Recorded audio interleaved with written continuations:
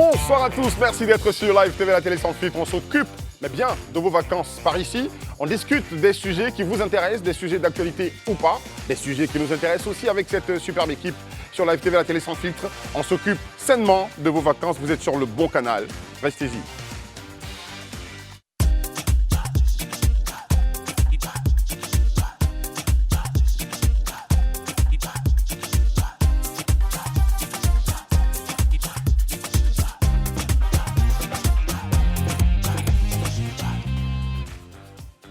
On est content de retrouver la belle équipe du Talk pour les vacances. Isabelle Vauvor.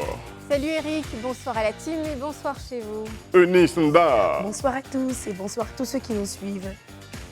Jessica Koné. Hello, hello, bonsoir la team. Herman Abois. Bonsoir. Qui est toujours aux abois. On est content d'être avec vous. Merci de nous regarder. C'est tellement original. C'était l'effet souhaité en fait. Merci d'être avec nous. Bienvenue au Talk, on l'a dit. On va démarrer tout de suite avec le fait du jour. Le fait du jour, effondrement d'un immeuble de R+5 à Angrais. Il était fermé depuis une semaine par le ministère de la Construction. Pourquoi? Parce qu'il n'a pas respecté les normes. Et effectivement, une semaine plus tard, cet immeuble s'écroule. Le ministère avait donc raison. Vos commentaires? Moi, je pense que pour une fois, peut-être plus... Parce qu'on le voit, les populations pensent que le ministère ne fait pas assez, mais pour une fois, il y a un cas palpable qui montre que le ministère a pris des précautions, a constaté que ces bâtiments-là ne respectaient pas les normes et a fermé. Et on constate qu'une semaine après, cet immeuble-là est en train de s'effondrer. Moi, je pense qu'au-delà de ce qu'on peut dire, c'est que, quelque part, le ministère continue de faire son travail. Peut-être qu'on ne le voit pas tout le temps, mais il fait son travail. Et c'est vrai qu'on peut déplorer le fait que le bâtiment n'a pas été détruit, parce qu'encore, il y a le voisinage, il faut tenir compte de cela. Mais le ministère a quand même fait son travail, a interdit la poursuite des travaux de ce bâtiment-là. D'accord.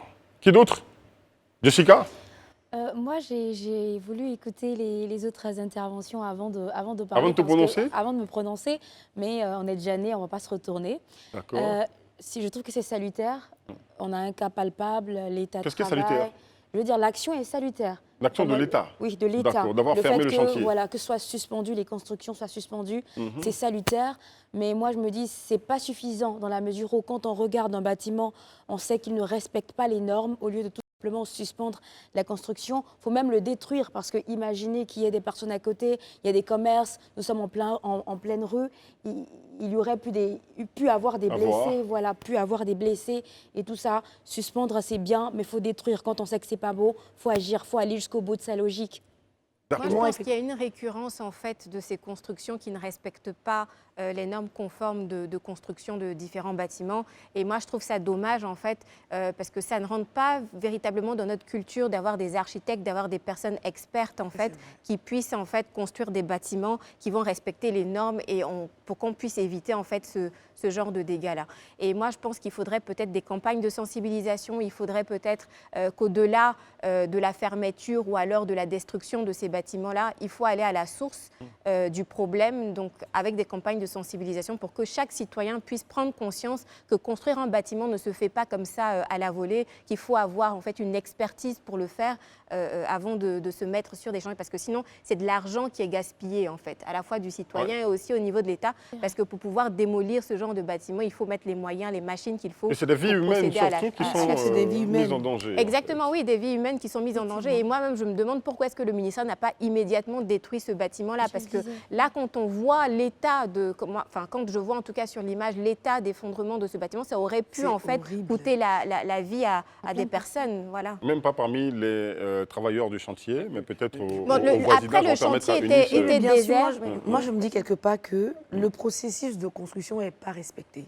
Le Codinum est l'agent de régulation de tout ça. Moi, je pense qu'avant de construire sur un terrain, il y a bien un organe de régulation qu'on voit. Qui donne un permis de construire. Donc, ça veut dire qu'il a vérifié dès la base, dans les processus, il y a un problème. Moi, je me dis que si un promoteur arrive à élever un tel bâtiment de R+5, et que c'est après qu'on vient faire des constats et qu'on dit non, c'est pas le bon ciment ou la bonne qualité et on dit qu'on suspend, quelque part, moi je me dis qu'on n'aurait même pas dû arriver là.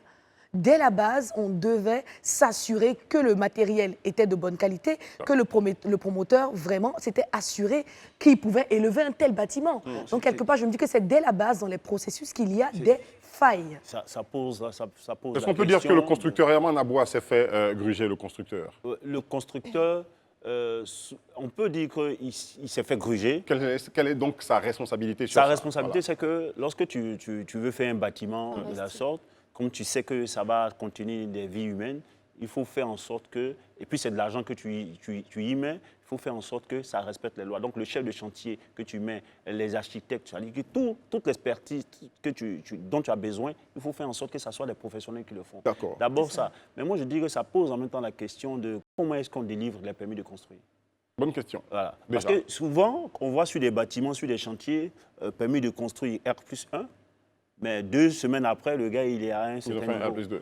Donc, et puis quand on regarde même le commentaire qu'on a eu pour ce bâtiment-là, les commentaires qu'on a, les sons des riverains qui sont là, leurs commentaires, ils ne sont pas experts, mais ils savent que le fer est là. Mais il n'y a même pas de fer, il n'y a même pas de fer. Est-ce qu'on vérifie tous les matériaux de construction avant de délivrer un permis de construire? Je dis non. C'est le permis de construire, c'est l'environnement, c'est la terre, c'est tout ce qui est là. Hein, mais après, est-ce que c'est le ministère qui mélange le ciment avec le Non, après, ce n'est pas le ministère. Voilà pourquoi Non, est-ce que le responsable, le propriétaire de l'œuvre, de l'ouvrage, doit pouvoir s'assurer que le maître d'ouvrage, les chefs des chantiers et autres là, respectent, prennent des matériaux de qualité.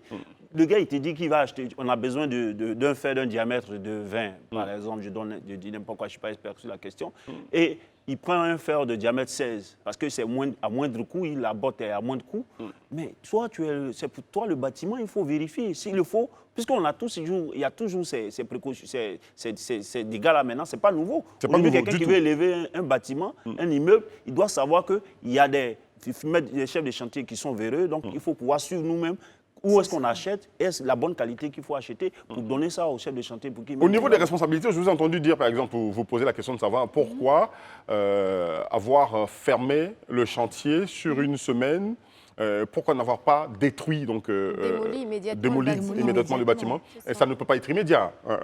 Quel temps doit prendre, si vous en savez quelque chose, la démolition, quand le ministère a saisi d'ailleurs que le bâtiment n'est pas bien construit? Non, mais en fait, j'ai pas envie de me prononcer en fait sur le calendrier ou le délai qu'il faut, mais moi, je pense plus à l'urgence de la chose. C'est-à-dire qu'une fois que c'est urgent, il faut mettre tous les moyens en place pour que ça puisse être effectif. Voilà, tout simplement pour éviter en fait des pertes en vie humaine et pour éviter aussi des dégâts comme on le voit, parce qu'on est en pleine saison de pluie et c'est pendant cette période-là en tout cas qu'on a le plus d'effondrements, d'éboulements, etc. Oui, c'est très bien dit. Moi, je veux vraiment appeler à la responsabilité de toute la chaîne. C'est-à-dire qu'il n'est pas question que le problème vienne seulement du propriétaire, du chef de chantier. Il faut vraiment qu'on fasse ce travail-là consciencieusement. Parce que c'est des gens qui vont venir habiter dedans. C'est pas parce que toi, tu ne vas pas venir habiter dedans que tu vas faire le travail de façon lapidaire. Le choix du matériau, on l'a dit tout à l'heure.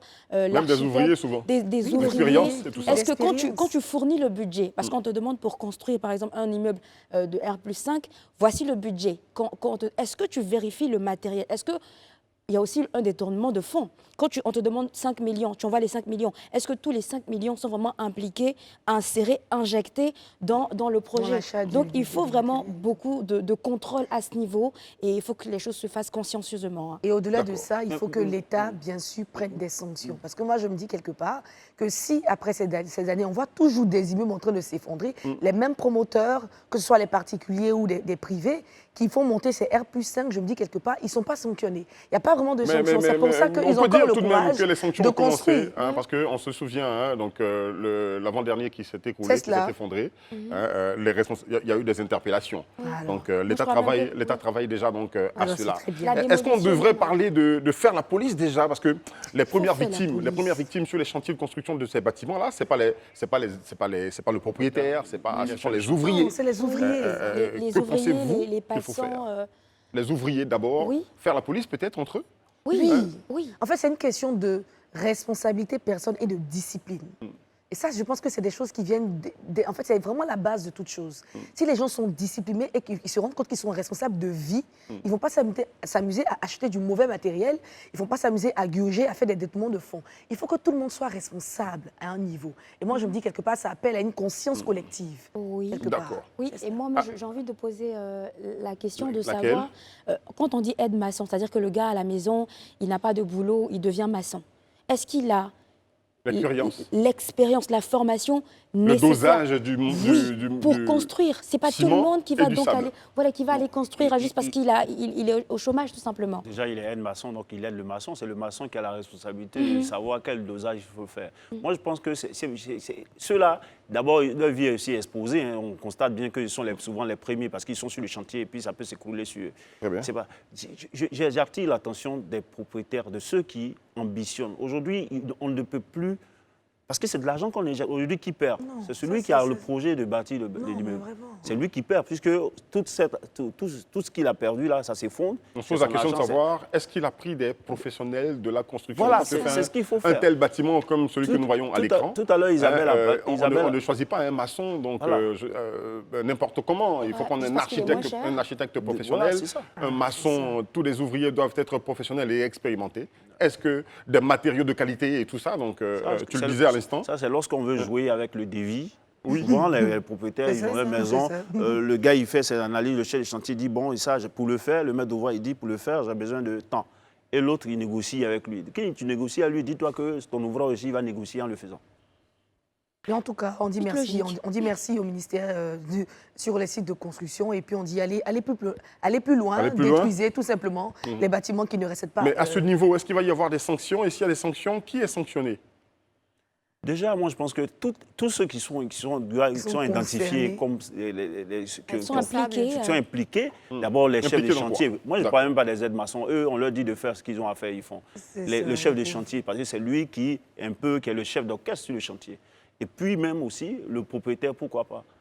Le propriétaire? Oui, le propriétaire du bâtiment. D'accord. Parce que lui, il a arrêté. Lui, tout de suite, on lui a fait en sorte qu'il y avait un bon architecte. Parce que lui, c'est ça aussi. Est-ce qu'il y a un architecte? Parce qu'un architecte, un ingénieur de sol, tout ça, parce que toutes ces choses-là, il faut les vérifier. On ne vient pas d'un endroit à un autre, les sols diffèrent. Et donc, la composition des matériaux change. Donc, moi, je pense qu'il faut identifier tous ces responsables-là et puis les punir. Parce que c'est vrai qu'on sent que souvent on interpelle. Mais où est-ce que les enquêtes aboutissent? Est-ce qu'effectivement, ceux qui sont interpellés ne sont pas relâchés, comment on appelle là? Relâchés après? Sont relâchés après ou pas? Mais voilà. Non, on n'est pas sûr qu'ils sont relâchés. On a un certain nombre d'immeubles déjà qu'on a détruits. Comme il faut. Où est-ce qu'on en est? Je n'en ai pas là. De toute façon, c'est la main sur le cœur que nous lançons ce cri.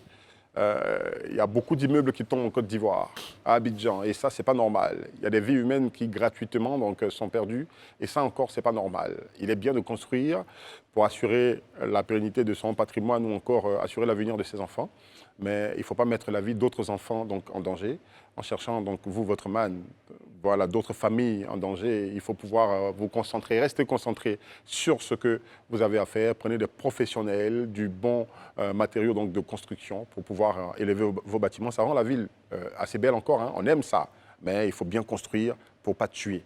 Okay? Il faut bien construire pour loger et non construire pour tuer. Voilà. Ça fait l'actu, on y va tout de suite. Déclaration de patrimoine. Plus de 81% des assujettis sont en règle. Est-ce qu'on doit applaudir cela? Très chers amis, c'est la bonne gouvernance dont on parle ici sur ce plateau. Parce que M. Ngolo Coulibaly, le président de la bonne gouvernance, a décidé de la haute autorité, le président de la haute autorité de la bonne, pour la bonne gouvernance, a fait son rapport qu'il a déposé au président de la République. Donc, il ressort de ce rapport-là que 81% sont en règle. Oui, je pense que c'est une opération qui a démarré, et le gouvernement a décidé de faire en sorte que les personnalités d'un certain rang, depuis 2015, que ces personnalités déclarent leurs biens avant de prendre fonction. Voilà, parce que ça fait partie, c'est comme un indicateur de bonne gouvernance, donc pour essayer de freiner un peu la corruption et autres. Donc, eux, ce sont les hautes autorités, donc ce sont elles qui doivent être les premiers exemples. Donc, ce rapport dit quoi? 81,68% des assujettis à cette déclaration de patrimoine-là, soit 7036 assujettis sur 8614 assujettis ont pu déclarer, jusque-là, ont pu déclarer leur patrimoine. D'accord. Je ne sais pas si tu as répondu à la question que je devais poser, que j'avais l'intention de poser, mais je la pose quand même. Oui, vas-y. OK. À quoi répond, mais véritablement, cette déclaration de patrimoine? Voilà. Isabelle. Oui, bon, en fait, la Constitution, en son article 41, donc, prescrit la déclaration du patrimoine à toute personne donc, occupant de hautes fonctions dans l'administration publique. Il faut savoir que l'assujetti, donc celui qui doit déclarer son patrimoine, doit au cours de 30 jours, en fait, au cours de 30 jours de son mandat, déclarer donc son patrimoine, et il a la possibilité, au cours de son mandat, de pouvoir le modifier également. Ce qu'il faut savoir, c'est que dans ce rapport, en fait, les mauvais élèves sont donc toutes les collectivités locales, notamment nos maires. Et quand on sait qu'on va aller donc aux élections locales bientôt, ça nous fait se poser des questions, à savoir, est-ce qu'on a véritablement à la tête de nos différentes collectivités locales... D'accord. On est vite arrivé à ce sujet quand même, parce que moi je voudrais qu'on cite déjà qui sont ceux qui sont assujettis déjà donc, à ce contrôle. Alors, les assujettis sont les suivants: présidents d'institutions, les personnalités qui ont le rang de président d'institution. On a aussi les membres du gouvernement, personnalités de rang de ministre, les secrétaires d'État, députés, sénateurs, maires et tout ça. Comme elle le signifiait tout à l'heure. Comme elle le signifiait tout à l'heure, je crois que ça fait au total 8614 assujettis. Très bien. Et moi, je dis que c'est très bien, mais on reste encore sur notre faim. C'est un organe régulateur qui doit faire son travail. Déjà, le délai n'a même pas été respecté. On a dit, à partir de ta prise de fonction, tu as 3 mois. Non, 30 jours. 30 jours. 30 jours, d'accord, pour déclarer tes biens. Et moi, je reste un peu dubitative dans la mesure où on n'a que leur parole. Mais pourquoi tu dis que le délai n'a pas été respecté? C'est le rapport qui est déposé maintenant. Oui, c'est le rapport qui est... Ils ont dû peut-être déjà, depuis 2015, déposer le rapport à 30 jours respectant la date, mais c'est maintenant. C'est maintenant. Ah d'accord, c'est l'organe qui a mis du temps, c'est ça? Non seulement l'organe a pris du temps, parce que c'est maintenant que l'information est publique. On ne sait pas si c'est maintenant que les biens ont été déclarés ou depuis leur prise de fonction, parce qu'on a dit 30 jours. C'est depuis combien d'années maintenant? Donc, le délai, il n'a pas été respecté. Ça, c'est un premier point. Le second point est que, est-ce qu'on a un outil pour vérifier effectivement les biens déclarés? D'accord. Parce qu'on n'a que leur parole. C'est beaucoup plus clair dans mon esprit, en fait, parce que depuis 2015, c'est assez long quand même. C'est long. Oui, pourquoi tous n'ont pas déclaré leurs biens? Non, en fait, le rapport reprend en fait toutes les années. C'est une compilation en fait de toutes les années depuis 2015 jusqu'à 2021. Voilà, tous ceux qui ont eu à déclarer le patrimoine. Il faut savoir aussi que ça date de la Constitution récente de 2016. Donc, il y a une campagne de sensibilisation qui a été faite à l'endroit donc de toutes ces autorités-là pour vraiment pouvoir implémenter cela et surtout que chacun puisse s'approprier cette nouvelle disposition-là. Il faut savoir qu'on est en Afrique et en Afrique, l'argent n'aime pas le bruit, c'est connu. Donc, à un moment donné, les gens sont peut-être un peu dubitatifs quand il s'agit de faire des déclarations concernant... Moi, je pense que la loi, c'est la loi. On parle de bonne gouvernance quand même dans cette affaire. On parle de la loi, c'est la loi, et on parle de bonne gouvernance. J'essaie de te laisser parler, développer. Il faut faire le bruit de l'argent dans la loi, c'est la loi. Cette affaire. Je pense que quand on me dit... c'est là qu'on peut parler d'arrangement. Très bien. Pour les autorités, aujourd'hui, on veut lutter contre la corruption. Donc, ces autorités-là qui sont les premiers modèles, je veux dire, ce sont elles-mêmes qui doivent veiller à ce qu'il n'y ait pas de corruption dans l'administration. On ne leur demande pas grand-chose. On leur demande juste de venir, lorsque vous prenez fonction, 30 jours après, vous savez ce que vous avez, venez de déclarer. Moi-même, quand je vois, il faut rendre ça confidentiel, tout ça, je pense que c'est toujours des arrangements qu'on fait. On ne peut pas... Ils doivent déclarer leurs biens et même le rendre public, de sorte que tout citoyen lambda puisse... Non, on ne peut pas déclarer public. Quand on n'a rien à se reprocher, on peut déclarer nos biens. Si moi j'ai 10 000 francs, que je sais que les 10 000 francs m'appartiennent, je les déclare, c'est ce que j'ai quand je prends fonction. Et puis, lorsque je vais avoir 150 000 sur les 10 000 francs, et que c'est anormal, ce n'est pas régulier, on pourra savoir. Mais on ne le fait pas. Et on estime que la loi dit 30 jours. Est-ce que ce n'est pas juste suffisant de dire, attention, il est en règle.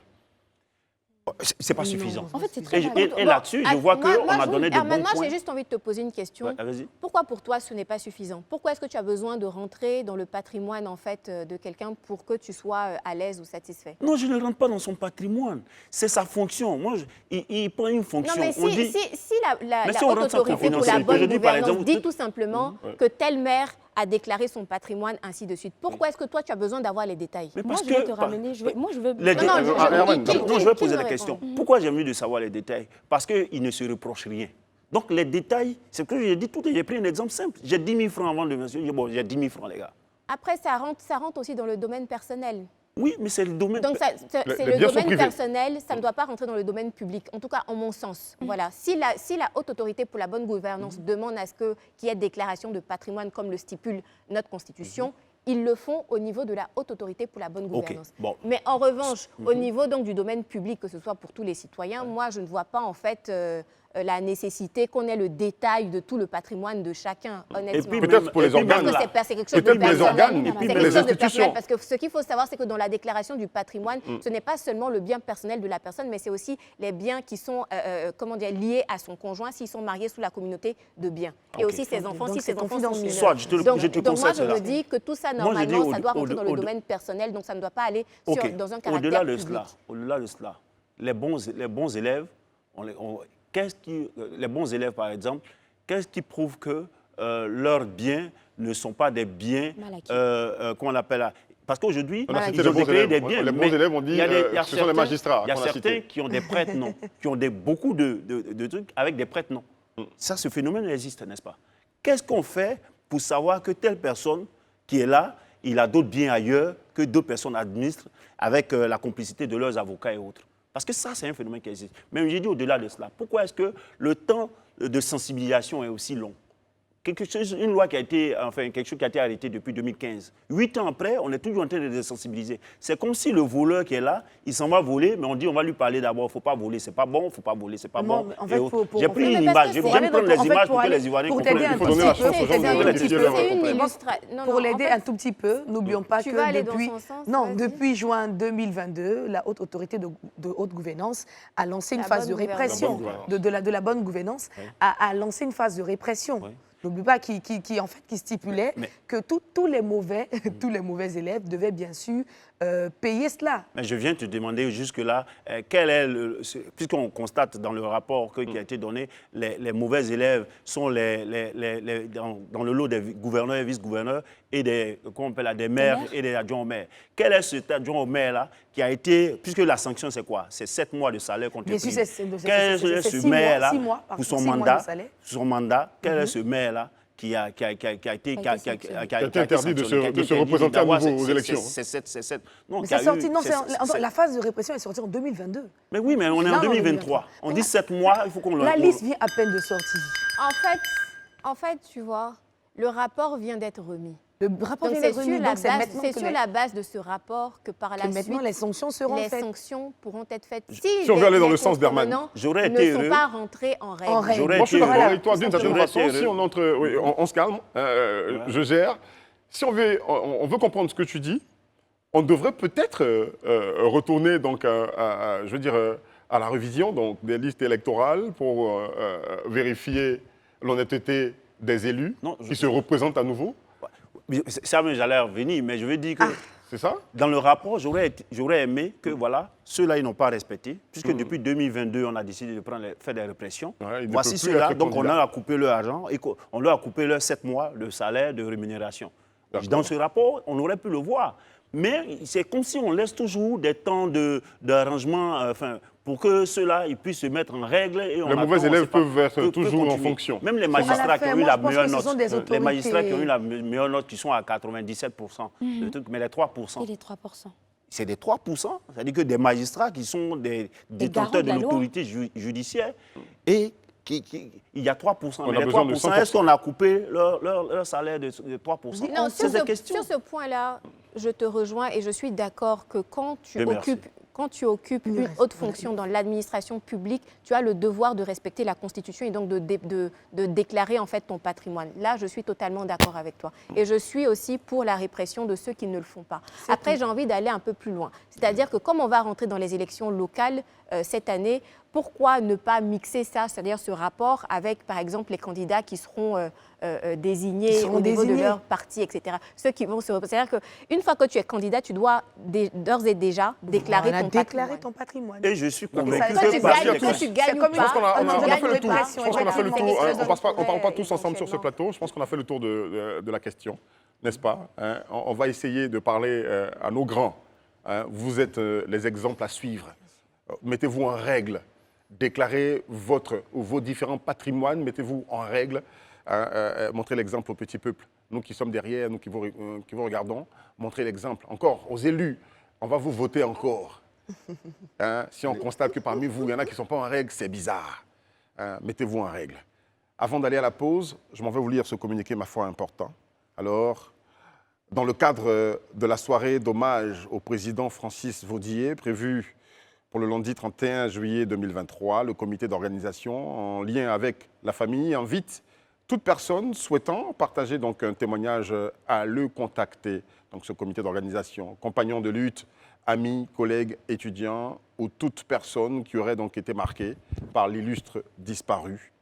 Envoyez-nous donc votre témoignage par écrit, par message vocal, WhatsApp, par message vidéo au contact suivant 07 59 96 14 57 01 01 32 31 79 ou par mail, je cite, témoignage au pluriel Francis Vaudier @gmail.com avant le mardi 25 juillet 2023, qu'il repose en paix. On y va à la pause. Il y a quoi encore à toute sa famille, à tous ceux qui l'ont connu, qui ont fréquenté cet illustre homme qui a participé il y a certaines années derrière, il y a plusieurs années derrière, donc à la vie politique en Côte d'Ivoire, avec le Parti ivoirien des travailleurs, le PIT. Yako, à tous les Ivoiriens, Yako à sa famille. On y va pour la pause. Nous poursuivons notre périple sur Live TV, la télé sans filtre pour ses vacances, avec la deuxième partie de ce talk de ce jour. Merci de nous suivre sur les réseaux sociaux en y lâchant vos commentaires, en partageant le direct. Et pourquoi pas en partageant des likes, des cœurs. Vous êtes gentils. Alors, dans cette deuxième partie, nous allons aborder une partition un peu particulière quand même. Le taekwondo, en abrégé TKD, avec notre champion Cheikh Cissé Salah qui enchaîne les honneurs et les grades. Les médailles, honneurs et grades. Parce que tenez-vous bien, Cheikh Cissé Salah, notre champion du monde, a été nommé membre du Conseil mondial du taekwondo. Oh là là. J'ai envie de dire bravo mon frère, bravo champion, tu portes haut le 225 les couleurs orange, blanc, vert. Alors ce communiqué émane, je vais le préciser, donc, du comité mondial des athlètes du taekwondo, la nomination au Conseil mondial de taekwondo. Il cite, cher monsieur Cissé, Cheikh Salah, encore une fois, je tiens à vous féliciter pour votre élection donc, en tant que co-président du comité mondial des athlètes de taekwondo. Wow. Bravo. Bravo champion. Commentaire? Moi je pense que c'est une autre heure de gloire pour notre champion. Après son sacre à Azerbaïdjan, où il a été champion du monde en mai dernier, c'est une autre heure de gloire. Il mérite bien cela. C'est une reconnaissance de ses pairs athlètes. Il est co-président du comité des athlètes au sein de la Fédération mondiale de taekwondo. Donc, c'est vraiment bon. Moi, je pense que cette nomination, c'est un peu à l'image de... C'est pour récompenser un peu tous les efforts de ces athlètes-là depuis quelques années, comme José Talou, les Muriel Aouré, qui vont à des compétitions qui nous envoient véritablement des lauriers. Donc, je voudrais saluer cela. Et puis, c'est cette dynamique-là. Si encore notre sport phare, le football, nos athlètes pourraient nous apporter ces gens de bon, là, t'es en train de faire une véritable balle perdue à nos gars. Non, mais à tout moment, tant qu'on peut avoir les balles perdues pour fouetter un peu leur orgueil et ego. Je pense qu'il était déjà assez fouetté quand ils sont rentrés de on a la canne, débâcle. on veut gagner cette canne, on veut que cette coupe reste ici. Donc, il faut toujours leur dire cela pour qu'ils sentent que les Ivoiriens les attendent. Pas au tournant, mais on les attend. D'accord. En tout Non, cas, mais parlons de Cheikh Cissé. Oui, en tout cas, Cheikh Cissé, c'est un athlète ivoirien de haut niveau, vraiment que moi j'apprécie beaucoup. Je me rappelle encore en 2016 aux Jeux Olympiques de Rio, il avait remporté la médaille d'or. Il fait vraiment briller en fait le drapeau ivoirien internationalement et c'est Très vraiment bien. une fierté en fait d'avoir un joueur de sa qualité sur combattant. sur notre Sur le territoire tatami. national. Vous le connaissez bien, les filles. Eunice, un commentaire. Oui, je connais bien Cheikh Cissé. Je suis Ouais. très heureuse de ce qui arrive. Je pense que c'est la Côte d'Ivoire qui gagne. C'est tous les Africains aussi qui gagnent. Très bien. Et je me dis, c'est un modèle de persévérance, un modèle de détermination De et travail. un mindset de gagnant. Ah, le mindset mindset. de gagnant. Et je pense que c'est un modèle pour la jeunesse qui est en train de, bien sûr, soupirer à un avenir meilleur. Vous voyez ces personnes qui, pas seulement dans la politique, comme notre gouvernement excelle bien, je pense bien que même dans le sport, les Ivoiriens sont aussi donnés à exceller. Très Et bien. je pense que c'est ce qu'ils montrent. Nous sommes très heureux. Jessica. Ils ont déjà tout dit. J'ai juste envie de dire bravo, champion, Bravo, bravo, Cheikh. continue. Et puis, merci de faire briller la Côte d'Ivoire. On t'envoie beaucoup, beaucoup de bisous et de force. Go. Hey. Bravo, Cheikh Cissé. Salah, cela va nous emmener très certainement donc, à nous poser la question de savoir, hein, je vous envoie cette question, est-ce que vous pensez que la fédération est âprement aidée? Est-ce qu'on devrait considérer à un autre point, à un autre niveau un peu plus supérieur, le taekwondo, la discipline? Moi, je pense sur la question, je ne pense pas qu'il y ait une discipline qui soit inférieure aux autres, ou bien une discipline qui soit supérieure. Je pense que c'est le ministère des Sports, c'est-à-dire que les acteurs du sport de façon générale doivent pouvoir faire une clé de répartition de sorte de ce qu'ils ont pour soutenir ces différentes fédérations qui souvent qui n'ont pas le meilleur budget, mais qui nous rapportent des lauriers. Vous voyez que tant qu'on y met quelque chose, il y a l'abnégation des athlètes, toujours est-il qu'on gagne quelque chose pour venir et puis c'est la Côte d'Ivoire qui gagne. Quoi. Il faut vraiment aider, faire une bonne clé de répartition, de sorte que les fédérations, on trouve les fédérations, je ne dirais pas inférieures, mais qui sont à la traîne.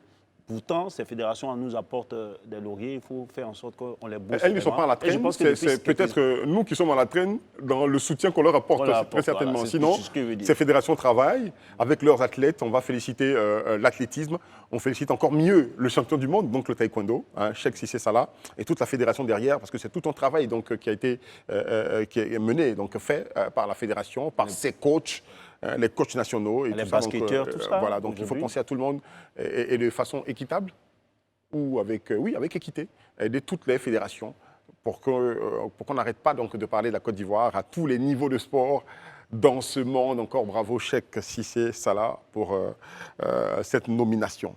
Voilà, on va poursuivre dans cette autre partie avec l'info, une autre info du jour. Et dans cette info du jour, ce sont 317 millions de nos francs donc, qui sont sortis pour soutenir les organisations professionnelles des médias. L'agence de soutien et de développement donc, des médias a remis hier environ 317 millions de francs CFA donc, en guise de subvention aux organisations professionnelles des médias. On en parle tous ensemble sur ce plateau. Vos commentaires? Mais 317 millions pour soutenir les organisations professionnelles des médias, on prend. Puisque nous sommes ici, nous sommes acteurs des médias, on prend. Il faut indiquer que c'est suite à la petite menace, le mot d'ordre de grève journée sans presse, presse morte, lancé par le JFC, qui est l'organisation des patrons de presse, des patrons des entreprises de presse en Côte d'Ivoire, par rapport à des dettes, enfin à des créances que leur doit Edipresse, qui est la structure qui distribue les différents journaux au quotidien. Et c'est un peu... Donc il aura fallu la grève, la menace de grève pour que sorte cette manne. Ben, je pense qu'ils ont plusieurs fois quand même interpellé ou bien pour formuler la requête auprès des autorités compétentes et que ça ne venait pas, mais vraiment, on sait aujourd'hui dans ce climat de récession de la presse papier n'est pas aussi, ne tourne pas vraiment. Donc, ces entreprises-là sont plus ou moins asphyxiées. Donc, c'était vraiment... Surtout, c'est difficile avec le numérique aujourd'hui, c'est quand même assez difficile. C'est vrai, je veux dire, comme en Afrique du Sud ou encore au Kenya, où la presse là-bas est véritablement en agonie. En Côte d'Ivoire aussi, on connaît cette atmosphère-là. La preuve, ils ont voulu gréver. Aujourd'hui, il y a un soutien en fait de l'État. Mais moi, je veux dire... Oui, ils ont voulu faire la grève, voilà.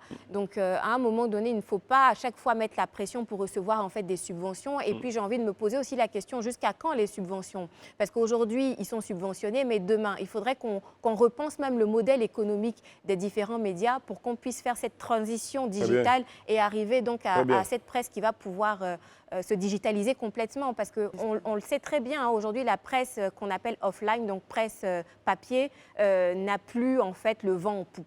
Voilà. Rares sont ceux encore qui achètent le journal. Voilà. Rares sont ceux qui achètent le journal. Oui, mais de façon traditionnelle. Parce que quand on prend les pays comme les États-Unis, où on peut dire ces pays-là qui ont beaucoup fait, les États-Unis par exemple, qui ont beaucoup fait dans le développement de la presse.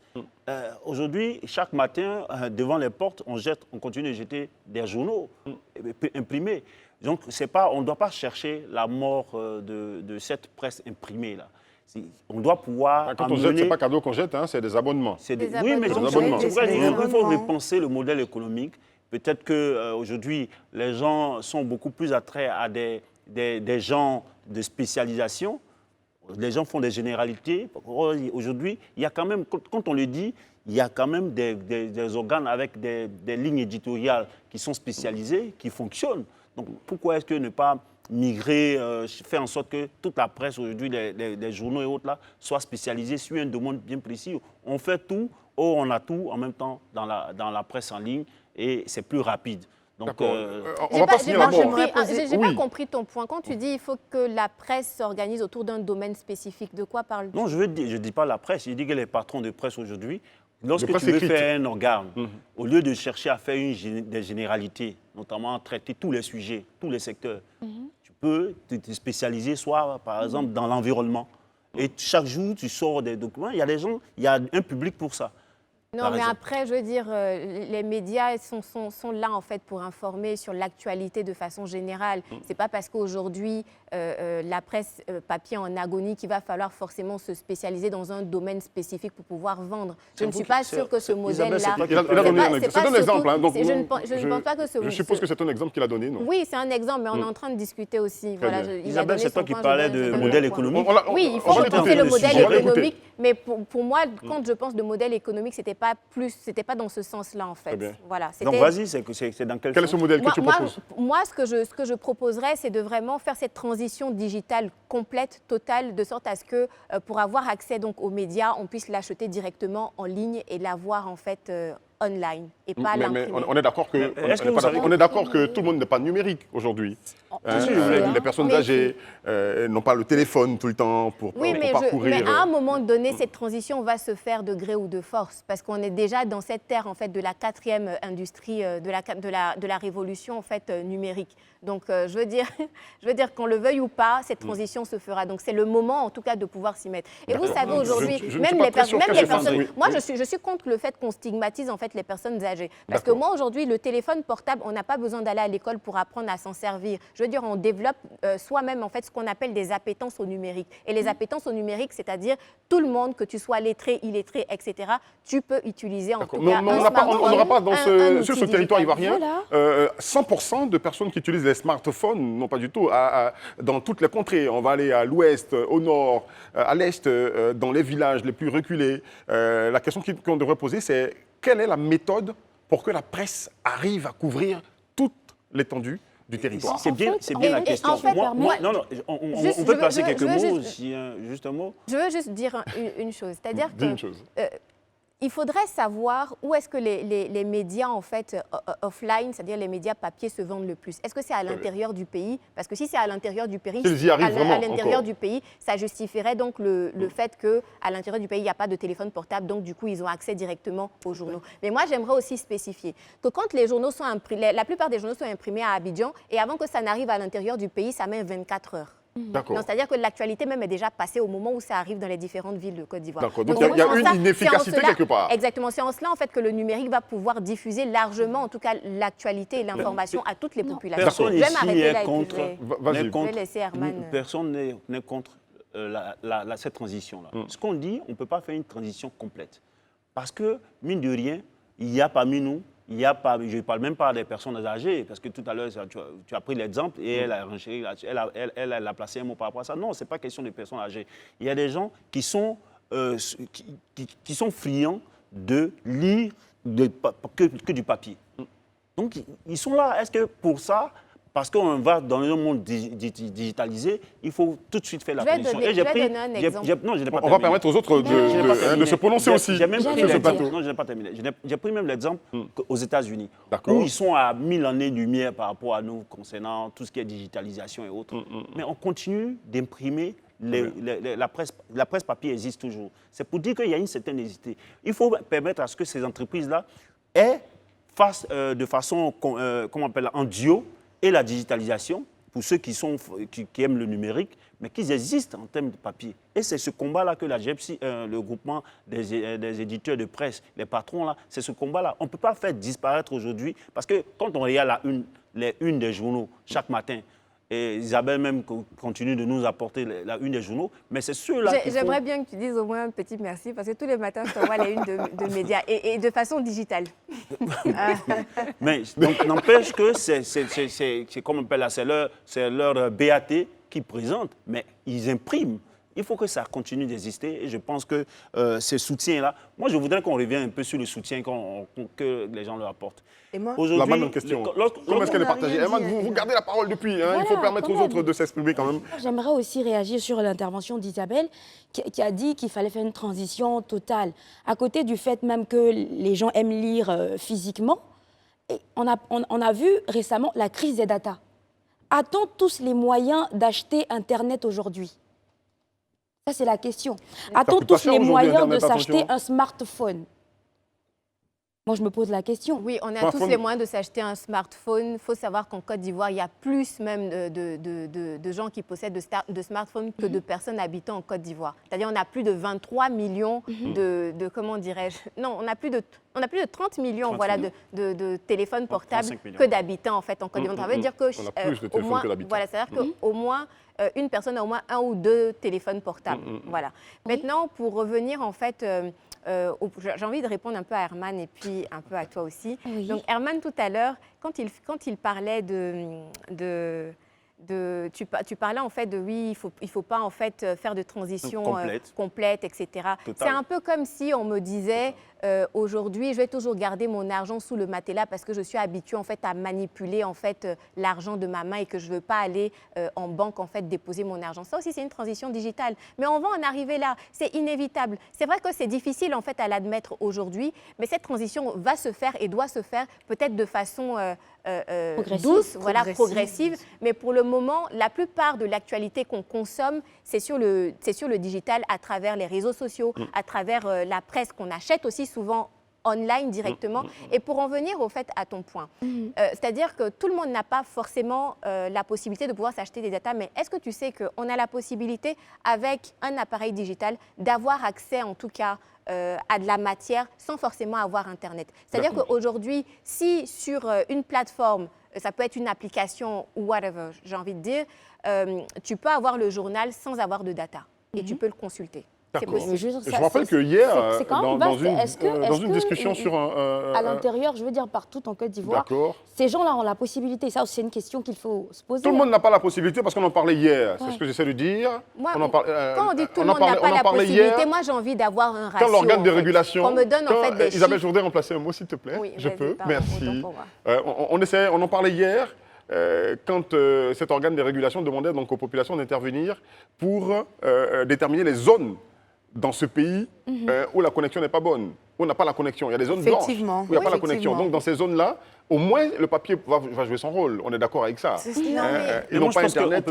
Ils n'ont pas Internet dans toutes les zones. On ne peut pas éliminer le papier. C'est pour ça que je suis un peu d'accord avec Herman Aboua quand il disait à On peut pas l'instant. totalement- Aux États-Unis, pays très en avance, Très en avance. de façon numérique sur nous, on continue de jeter donc les papiers chaque matin donc, devant les portes des gens, les papiers journaux. Il faut encourager la lecture de papier quand même, hein, c'est important. Il faut que Edipresse continue de faire son travail, ou encore, comme vous avez dit, que les organes de presse se mettent ensemble. Pourquoi pas si ils ont beaucoup de problèmes avec Edipresse. C'est ce que je voulais ajouter à ce que Jessica a dit tout à l'heure.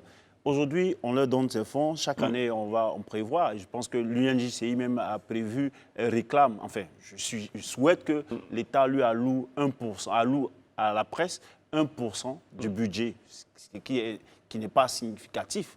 Mais c'est très loin des 317 millions. Oui. On voit les efforts que veut faire le gouvernement, mais c'est encore infime. Et même si on continue de leur donner cela, c'est comme si on donnait 1 milliard à un village entier et qu'on donne le village, on compte la population et puis on fait une division euclidienne là, chacun a un peu, on ne fera rien. Pourquoi est-ce que ces fonds qu'on veut allouer à la presse? Aujourd'hui, le problème de la presse, pour la presse écrite, c'est quoi? Papier imprimé, c'est comment imprimer, comment distribuer. Faire en sorte que ces produits-là arrivent aux populations, aux lecteurs. Mais c'est quoi? Il faut avoir une presse. Il faut avoir aujourd'hui, c'est des opérateurs souvent qui ne sont pas dans les médias, qui ne sont pas des acteurs de médias, qui ont leur imprimerie. Tout le monde va là-bas pour acheter. Mais pourquoi est-ce que cet argent-là, une presse pour imprimer, ça ne coûte pas des... Je veux dire... Merci, Herman. Ça ne coûte pas un Les yeux de la tête, kilomètre de bitume. D'accord, merci. Donc, on peut avoir... Il faut que les organes de presse, il faut que le GEPSI pense à un modèle économique, Ouais. pour survivre, Et puis, pour voilà. communiquer mieux, pour vendre mieux donc, leurs journaux. Il faut peut-être, comme elle a dit, vous avez tous raison, hein, parce que le point d'Isabelle, le numérique, c'est très important. Il faut que ce modèle économique concerne aussi, ou bien regarde du côté donc, du numérique, pour que vous restiez en vie. Donc, organes de presse en Côte d'Ivoire, c'est très important. Nous poursuivons cette émission, ce talk que vous regardez sur Live TV, que vous suivez attentivement sur Live TV, la télé sans filtre, avec le mood d'Herman à présent. Le mood d'Herman, à présent, comme je l'ai dit, tracasserie dans l'établissement de documents administratifs, c'est ce dont il nous parle, Herman. Oui, en effet, Eric Landry, les tracasseries pour établir les documents administratifs, un endroit pour observer en mini-format les tracasseries que vivent les populations abidjanaises, surtout, voulant établir des documents administratifs. Je vous invite à vous rendre au plateau, juste en face de la cathédrale Saint-Paul, côté du palais de justice. Herman, qu'est-ce qu'il y a de ce côté-ci? Sur place, l'on peut observer dans les alentours du hangar dressé dehors pour accueillir toute personne venue établir un acte juridique, la présence de courtiers mandatés par on ne sait qui, prompts à vous accoster. Ils vous proposent leur service pour obtenir votre document dans les meilleurs délais. Ici, les stars des documents recherchés sont le certificat de nationalité et le casier judiciaire. D'accord. Moi, je me suis toujours posé la question si c'était un autre pan de l'administration qui était dehors. Alors, est-ce qu'ils ont leurs prix différents? Est-ce que leurs prix sont homologués? Qu'est-ce qui se passe à ce niveau-là? Pour un certificat de nationalité dont le prix officiel est environ à 2500 francs CFA, pour un délai de 72 heures pour l'établissement, les courtiers vous proposent de vous l'obtenir à 10 150 francs CFA le même jour, à 7 000 francs CFA en 2 jours ou 5 000 francs en 7 jours. En réalité, ce réseau existe parce que dans le circuit normal, avec les 2500 francs CFA, le demandeur n'est pas sûr d'obtenir son acte en 72 heures, délai indiqué. Il peut revenir 10 jours après et se voir informer que son acte n'a pas été encore signé. Tout est ainsi fait pour contraindre le demandeur à solliciter ce circuit parallèle qui réussit à établir l'acte avec une célérité que le circuit normal ne peut garantir. Wow. Est-ce que c'est la seule raison? Et ce cirque n'est pas qu'un spectacle aux abords de nos tribunaux. Dans bien d'autres services, on pas peut le le seul constater, service. oui, des agents véreux rendent souvent complètes les démarches pour établir un document, si bien que le demandeur, dans le besoin, ne met pas la main, s'il ne met pas la main à la poche pour huiler le Établir son circuit, il ne peut document, pas ouais. avoir son document. Oh là là.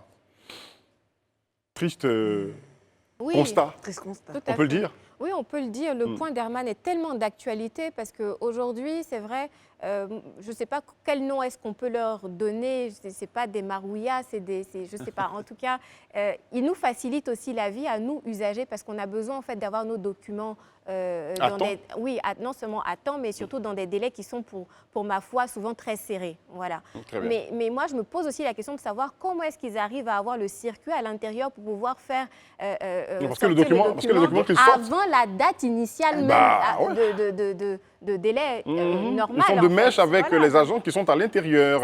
C'est ça. Des agents véreux. Voilà. C'est pas tous les agents. C'est un peu de la corruption. Il y a raison. Voilà, Clairement. c'est tellement d'actualité et je ne sais pas comment est-ce qu'on pourrait résorber ce problème-là parce que finalement, j'ai envie de dire, ça arrange un peu tout le monde, malheureusement. mais Est-ce que ça c'est ne vrai. signale pas une problématique? Bien sûr. Le retard, je dis la lenteur de l'administration à ce niveau. Oui. Aujourd'hui, on est en train de vulgariser un autre outil qu'on va appeler la signature électronique. C'est-à-dire que l'autorité doit signer plusieurs documents en même temps. Parfois, le timing est court et ça ne fait pas partie de son seul cahier de charge. Je me dis naturellement, c'est ce qui explique le retard. Donc, la signature électronique, on doit vraiment l'insérer dans la mesure où c'est juste une clé. Elle a une pile de documents, elle insère, tac, c'est bon, c'est signé, tout le monde est content. Et ça évite la corruption. Et quand on voit que c'est en collaboration avec les agents qui sont à l'intérieur de la dite structure, moi, je suis beaucoup plus inquiète. Parce que si tu as prévu 1000 francs pour faire ton document, on te demande 2000 francs. Et Abidjan est dur. Donc, pour avoir mon document, je dois avoir 2000 francs. Sinon, tu suis le circuit normal. Donc, voilà, Et le circuit- c'est tout simple. et ce Si tu circuit n'as pas envie de dépenser normal- plus, mais la question que je voudrais poser, je ne te coupe pas la parole, tu vas la reprendre.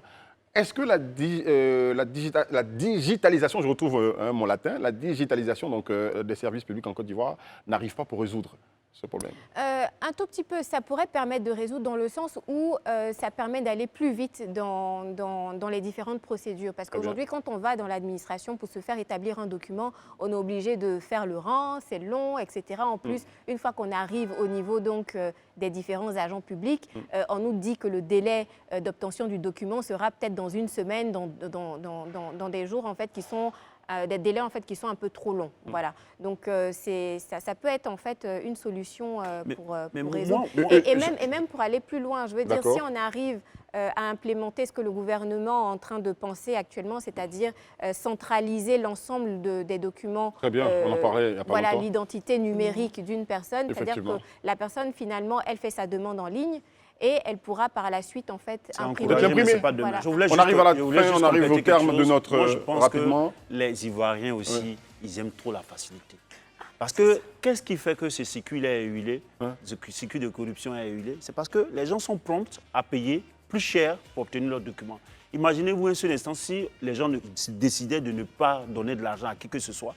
Les gens dans leur bureau là-bas, qui sont derrière les comptoirs, ils allaient faire en sorte de respecter les délais et puis tout le monde allait s'en sortir. Les gens Non, mais je seraient, me dis- les gens seraient non, en mais retard pour dans aller- l'établissement pour de aller leurs même plus documents loin. administratifs Pour pour aller régler des même- problèmes urgents. Pour aller aussi. même plus loin, c'est-à-dire que tu payes pour avoir ton document, mais imaginons ceux même qui n'ont pas de documents, mais qui ont envie d'avoir de faux documents, ils peuvent payer plus pour aussi avoir ces documents-là. Merci à tous sur ce plateau. Merci Herman pour ton mood qui nous a permis donc de mettre le doigt sur un problème très important à résoudre dans cette nation. Merci à vous toutes, Isabelle, Eunice, Jessica, Herman. Et merci à vous, chers téléspectateurs, de nous regarder, nous suivre sur les réseaux sociaux et à la télévision aussi. Restez sur Live TV, la télé sans filtre. On se retrouve lundi pour un autre numéro du Talk. Shalom.